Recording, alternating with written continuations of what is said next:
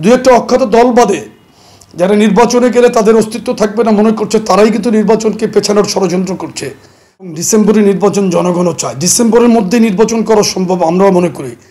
বদিউল আলম মজুমদার কিন্তু বলেছে যে নির্বাচন ডিসেম্বরের আগেই করা সম্ভব।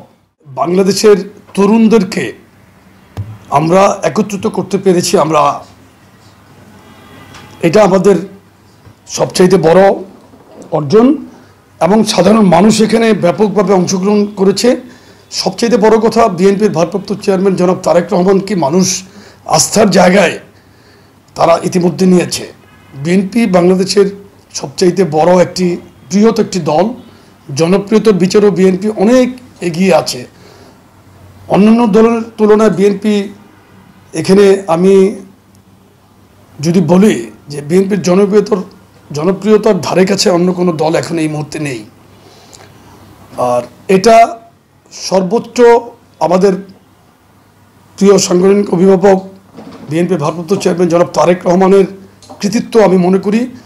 ওনার পরিশীলিত বক্তব্য, ওনার বাংলাদেশকে নিয়ে যেই ধরনের পরিকল্পনা উনি করছেন, উন্নতর বাংলাদেশ গঠনের জন্য যে 31 দফা দিয়েছেন, উনি কিন্তু বলেছেন এই 31 দফার বাইরেও যদি কেউ আরও কোনো আপনারা ভালো কোনো সাজেশন করেন আমরা সেটা সন্নিবেশন এটার সাথে সংযুক্ত করব।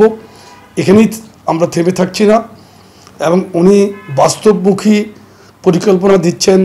যেমন ফার্মার্স কার্ডের কথা বলেছেন, পরিবারকে সহযোগিতা করার জন্য আপনি পরিবারের যিনি প্রধান নারী তার নামে ফ্যামিলি কার্ড করবেন। বসুন্ধরা ডায়াপেন্ট এখন আরও উন্নত। এই হট এয়ার থ্রো টপশিট দ্রুত শোষণ করে সোনামণিকে দেয় কোমল অনুভূতি।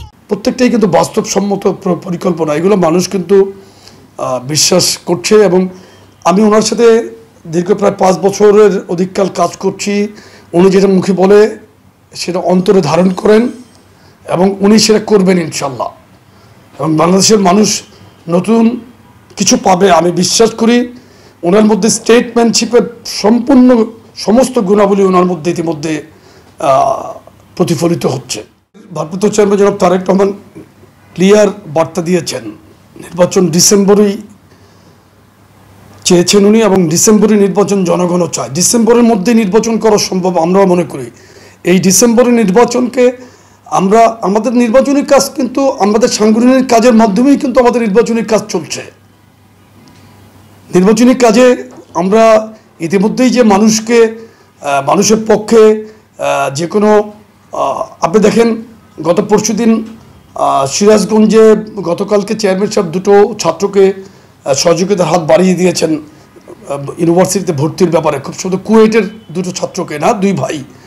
এটা মানুষের পাশে থাকা, এবং মানুষের পাশে থাকছেন, জনগণের পাশে থাকছে বিএনপি।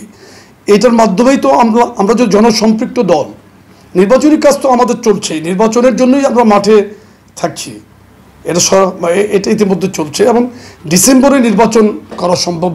এবং আপনার বদিউল আলম মজুমদার কিন্তু বলেছে যে নির্বাচন ডিসেম্বরের আগেই করা সম্ভব, এবং সর্বমহল থেকে কিন্তু এটা উঠে আসছে।